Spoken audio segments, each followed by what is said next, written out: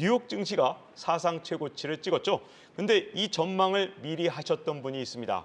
바로 최일호 상무님이시죠. 자, 어떻게 이렇게 보셨고 또 실제로 이런 일이 왜 일어나는지, 랠리는 계속될지 이 얘기를 좀 해주시죠. 사실은 누가 될지에 대해서 맞춘 것은 아니고요. 누가 되든지 불확실성 해소로 증시는 안도랠리를 펼칠 것이다라고 보는 것이 저희 하우스의 의견이었고요. 그리고 이 안도랠리가 사실은 몇몇 지금 AI 바람을 타고 그 바람에 힘입어서 핵심 기업들이 주로 기여하는 안도랠리였거든요. 그러면은 이 방향성이 트럼프의 정책이나 이런 것들로 인해서 훼손될 것이냐, 그렇게 보지는 않습니다. 그리고 이 방향성이 훼손되기 위해서는 빅테크 회사들의 캐펙스나 이런 것들이 줄어들어야 되는데 계속 향후 AI 시대에 대응하기 위해서 알파벳이나 메타나 마이크로소프트 이런 기업들이 캐펙스를 늘리고 있는 과정에서 그 AI 밸류 체인의 핵심 기업들이 끌고 가는 어떤 혁신적인 그 트렌드에 우리는 서 있다고 생각을 하고 있기 때문에 그 방향성이 꺼지지 않는 한 미국 증시도 그것에 긍정적인 영향을 받을 것이라고 생각을 하고 있고요. 그 이외에 다른 우리나라 기업들에 있어서도 글로벌 경쟁 우위나 실제로 실력을 갖춘 기업들이 숫자를 보여주면 얼마든지 지금 증시 여건에서 좋은 그 모습을 보여줄 수 있다고 생각을 하고 있습니다. 네, 유신익 박사님은 이 랠리가 계속 이어질 거라고 보십니까? 저도 비슷한 기조인데 앞서 말씀드린 기간별로 나눠서 생각을 하고 있고요. 앞으로 2년은 감세안 그리고 우리가 일자리 창출 정책 요 두 가지 요소가 미국의 빅테크뿐만 아니라 화학기업 그리고 앞으로 내년 초에 이제 실제 대통령 선출이 되신 행정부 구성을 통해서 인프라 투자까지 시행할 걸로 생각을 하는데요. 이 감세안은 투자와 생산량 확대를 더 늘리면서 빅테크뿐만 아니라 화학 그리고 관련되는 전력기기 이런 산업들까지 더 커질 것이다.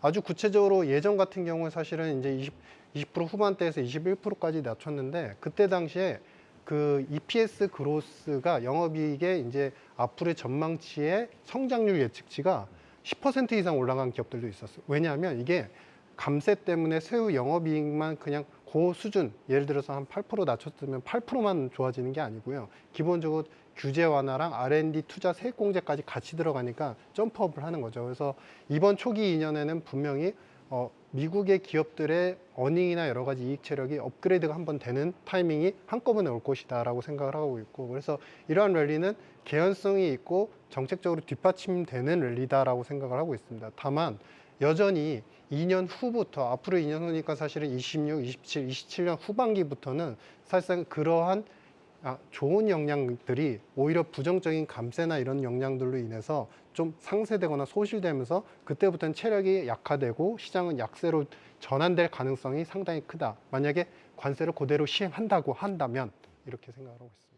이 국내 주식 투자하시는 분들도 이제 미국 투자에 관심을 갖는 분들 정말 많거든요. 유신익 박사님, 이 시기에 과연 이 투자를 시작한다는 게 과연 맞는 건지 이것도 궁금합니다. 일단 한 가지 이제 안 좋은 것도 좀 죄송스럽지만 말씀드리겠습니다.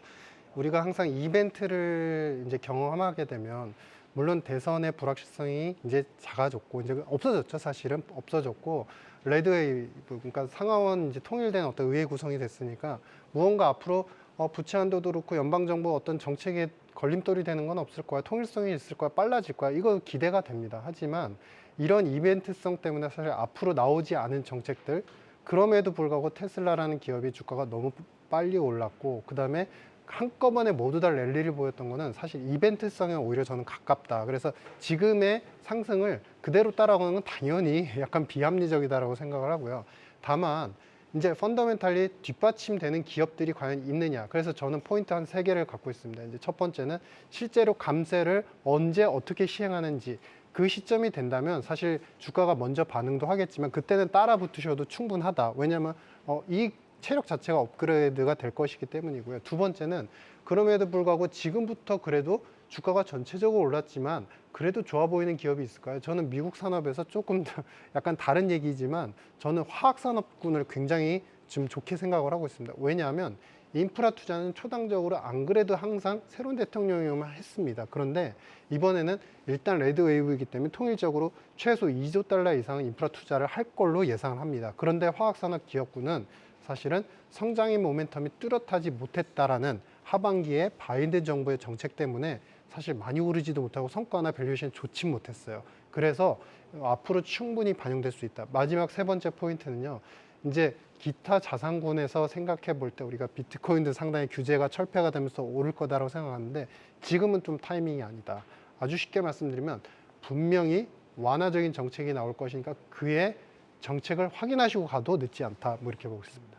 네, 두 분께 이 트럼프 대통령 2기 때 과연 어떻게 시장에 대응해야 되는지 이것뿐만 아니라 미국 시장의 아주 기초적인 전망까지 다 들어본 것 같습니다. 자, 이렇게 두 분 나와주셔서 정말 감사드립니다. 고맙습니다. 네, 감사합니다. 감사합니다. 감사합니다.